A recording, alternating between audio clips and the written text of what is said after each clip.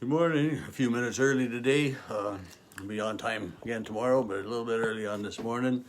We're looking at Mark 1. We're going to look at verses 23 through the end of the chapter this morning, 45. And we're just at the beginning of Jesus' ministry in the Gospel of Mark. And yesterday he had been in the synagogue and he was teaching and they were amazed. And as we start today, it tells us that there was a man in the synagogue with an unclean spirit. And the spirit recognizes Jesus and cries out, let us alone, leave us alone. What have you got to do with us? The spirit, this demon, recognized Jesus. And I talked about that not so long ago in the Gospel of Matthew, and will again, I'm sure, because there are other times that demons recognize Jesus. But Satan knows very well who God is, and Satan knows where God has impacted our lives, and Satan knows what it is that he can work on within us, to try to pull us away from God, and because Satan sees where God is, he just always does, and we always need to be aware.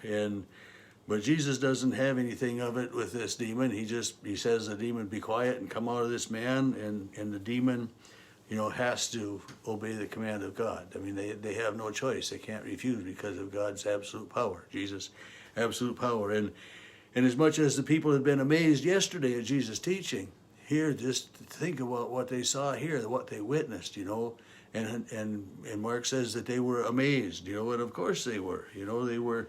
And they wondered, well, who is this, and what authority has he got? And so the people are starting to, they're wondering, they're paying attention, they're wondering. I mean, this is Jesus. He's an unknown. I mean, for us, we hear these stories, and well, of course, the people should know and believe. But this is just within the first days of Jesus' ministry beginning, and there were some maybe that had heard of Jesus' baptism and of the heaven and the dove and the voice and all that, but still Jesus was an unknown. And so the people are saying, what is this? What new doctrine is this? He's casting out spirits with unclean spirits. And in verse 28 again we get this word immediately. And immediately his fame spread throughout the region of Galilee. And I think sometimes in the amazement part of it, there's also a sense of wonder. When you are amazed with something, you also have a little bit of the sense of wonder of, like how did it happen and what's going on. And, within our being amazed, we always we'd always like a little bit more. And that's, I think, was very true for the people of Jesus' day. They were amazed at his teaching. They were amazed that he cast this unclean spirit out. They were amazed that this spirit had to listen to him. And they're wondering, well, who is this? What more can he do? And his fame began to spread. They started to talk about him, this miracle worker, this healer, this man that has is able to do so much. And then the next thing we find in Mark is that Jesus goes to the house of Peter and heals Peter's mother-in-law. And that was in Matthew chapter 8, so quite a bit later in Matthew's gospel than in Mark's gospel. But basically the same story, and it's part of the Matthew, Mark, and Luke are synoptic gospels, very similar in a lot of stories, because this story is also told in Luke 4.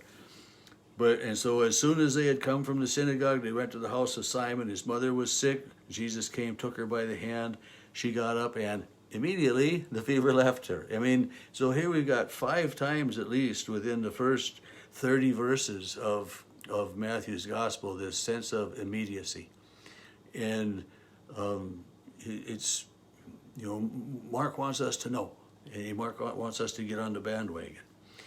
And then Mark goes on, and again, this is, after we had read about Peter's mother-in-law being healed in Matthew, same thing here in Mark. That evening when the sun had set, they brought to Jesus all who were sick, all who were demon-possessed, and he healed many of them.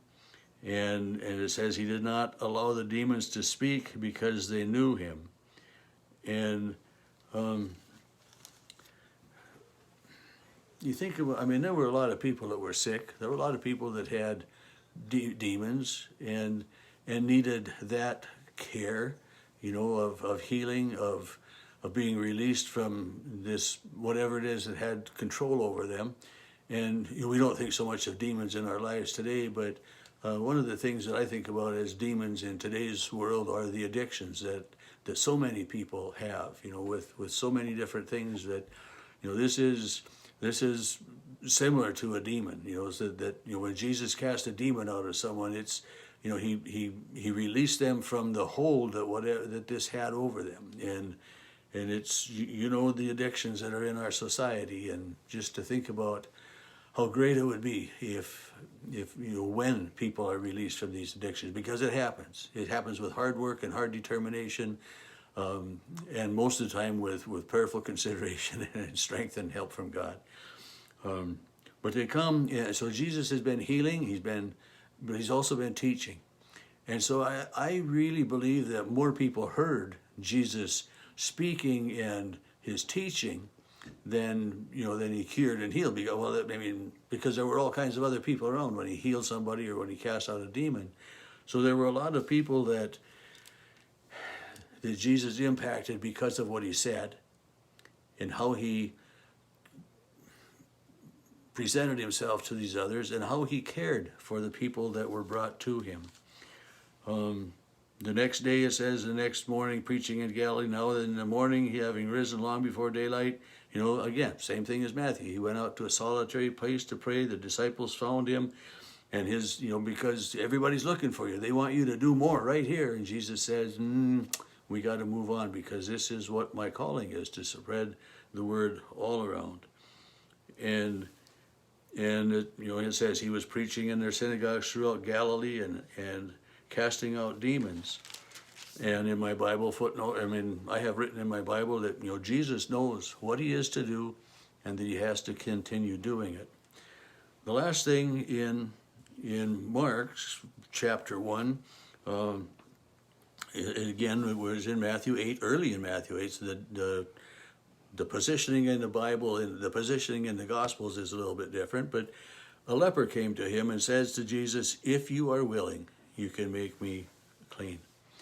And I think about that, it's somewhat a question, but more a faith statement. If you are willing, you can make me clean. There wasn't hesitation. It wasn't, can you help me, Jesus? It was, if you are willing, you can do this. And this can-do attitude, people talk about it, even today, we need to have this can-do attitude, knowing that we can do things. And one of the things that the Bible teaches us is we can do all things through Christ who strengthens me. But, this man comes, the leper, doesn't say man or woman. It says, if you are willing, you can make me clean. And Jesus, it says, was moved with compassion. He just simply stretched out his hand and touched him. And this was unheard of, to touch a leper, because if you touched a leper, you would then be infected with the leprosy. It was a very contagious disease of the skin.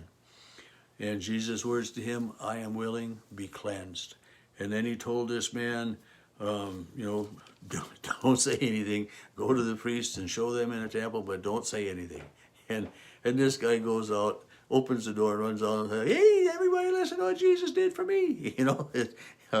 He kind of, in his excitement of being healed, I think I would have done the same thing. If I'd have had that massive a change in my life, I would want to shout it from the mountaintops. I wouldn't want to just kind of keep it all to myself.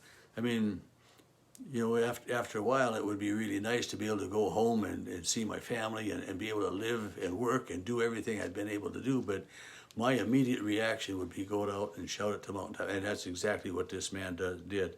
This person did, because he was so excited to be able to live again, to be able to have a life.